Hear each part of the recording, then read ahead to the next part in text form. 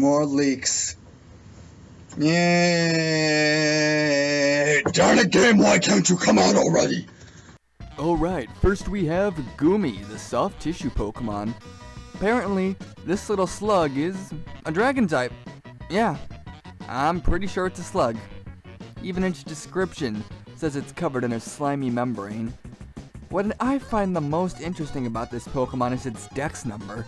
It's only number 19 on the Kalo stack, which means we're going to be finding this guy pretty early in the game.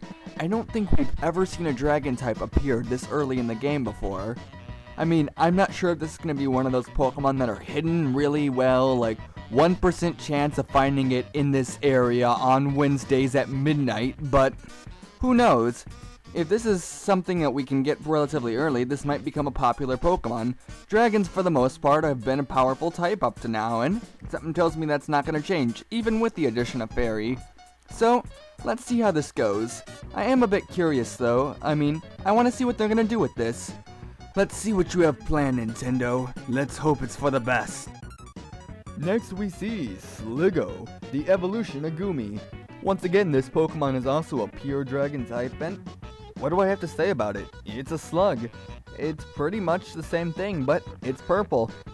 Now, I am kind of curious. By the time this is finally done evolving, are we going to see a dragon bug? Because that would be a really interesting type. We've never seen anything like that before, and I would fully support it if it looks cool. I mean, there's so many things they can do with this design, so I'm curious to see what you can do. Go on, Game Freak.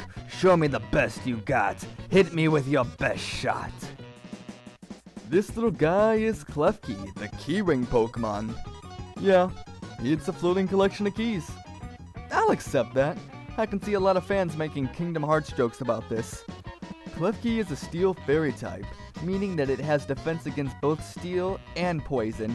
And if this thing does in fact float and have the ability levitate, it would mean it's immune to ground, leaving it with the sole weakness of fire, which is overall pretty good for a type to only have one weakness. However, I am curious to see what else is done with this Pokemon. It looks like it's in its most basic stage, so we can assume it would evolve.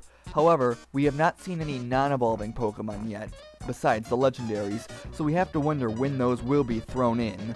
I mean, every generation has a few, so I would imagine this would be no different. Regardless, let's see how this is played out.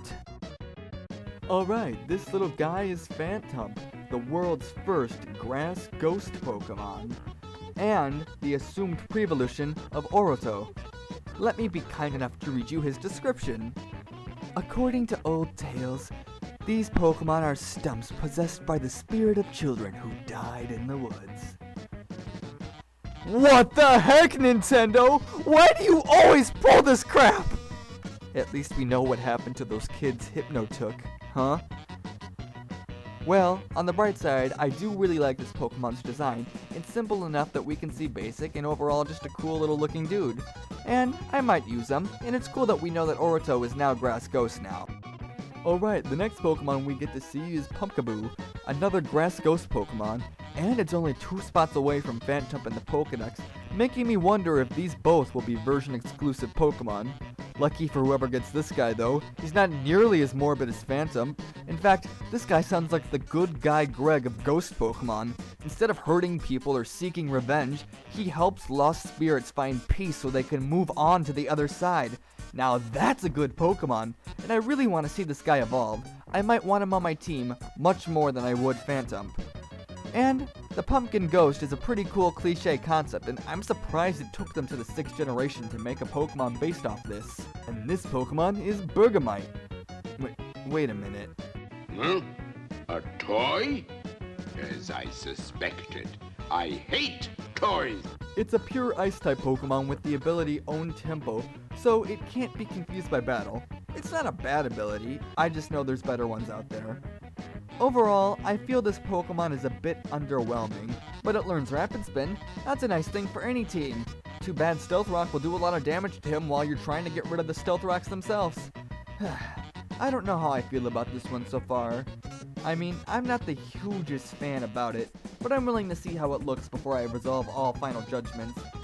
After all, this guy could turn out to be some giant monstrous mountain. That'd be a pretty cool thing. Okay guys, let's move into some evolutions now. This is Barbaracle, the evolution of Binacle. And dang, this guy got cool. He looks like the cross between the creature from the Black Lagoon and the Wallmasters from the Zelda series. This guy's for sure on my team now. I love this design, and look, he has 3 heads! I think he does. Regardless, if he does, I can add him to my dream team. 3 heads are better than 2. I have always wanted 1, but I was just 1 person short. Again, he keeps the type Rock and Water, and he has the ability Tough Claws, the same ability as Mega Charizard X, which means he gets an attack boost. This guy is a must for my team now. He will be mine. All mine! I think I'm gonna call him Waldo. Alright guys, this is Floetti, the evolution of Flabebe. This Pokemon has a unique and overall cute sweet look to it, and I like it. It's nice to see that not all Pokemon in this generation need to be big, hulking, monstrous things. Now, I like how it's using its flower as a parasol instead of sitting on it like it did in its first form, and I'm wondering if this Pokemon will have a lot of access to grass-type moves, despite the fact it's pure fairy. It would make a lot of sense, being that it's holding a flower. Moves like Grass Whistle, Sweet Scent, and Petal Dance would seem to work with this one. I'm also interested to see this Pokemon's battle capabilities and if it evolves anymore. I'm also curious if the flower it has stays the same as Flabebe's flowers, since you can get them in different colors. But overall, I'm rather impressed with the amount of uniqueness they're giving Pokemon this generation. Keep it up, Game Freak, you have my support. Alright, now we're gonna move to some Megalutions. Here we have— Psych, I'm just kidding. I know a lot of you Fennekin fans were slightly disappointed with Delphox, but I got some good news for you. It has a different appearance based off each gender it can get. Both male and female look different, but their stats, to what I understand, stay the same. So for all of you who were disappointed with female Delphox, you can still get the male one and be happy. Okay guys, time to finally move into the Megas. For real. Now, I have noticed there have been quite a few Megas this generation. I get it, it's a brand new concept and we're seeing a lot of the old stuff come back to life, like Mega Charizard, Mega Mewtwo, Mega Lucario, Mega Mawile, Mega Man, Mega Loudon, so it's no surprise that we see Mega Gyarados. That's right, break out those old rods, because if you didn't have enough reason for a Magikarp before, you're gonna have one now. I mean, look at this guy, I love this design. And maybe he'll finally be that water dragon we've always wanted. I mean, think about this. Back in Red and Blue, he was originally planned to be a dragon type, but due to the fact that there only was one dragon type attack, and that Dragon Rage which has a base set damage of 40, he was just turned into a flying type so that everything could have some sort of weakness. But maybe now he can reclaim his majestic glory. I really hope he does. Here we have Mega Gengar, and I love this Mega a lot. Look at it, it traded its legs for a third Mystic Eye. And to me, it looks like a mix of Haunter and Gengar put into one Pokemon, which I completely approve of. Haunter is one of the coolest looking ghost Pokemon in my opinion, and I can just tell this is going to be one of the fan favorites as far as Megalutions go. I can see this being used a lot. Here we have Abomasnow, and alls I can say is, yes! The amount of yes right now is far too high. I love this Pokemon's look. To me, it looks like they really captured that whole abominable snow beast that it was originally based off of.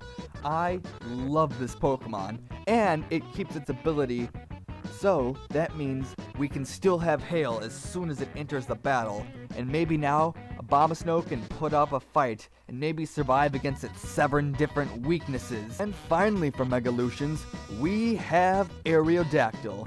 We finally got a picture of this guy, and I think this guy just looks kind of funny to me. I mean, look at him. The spikes on his body make it look like he has big eyebrows and a goatee/beard.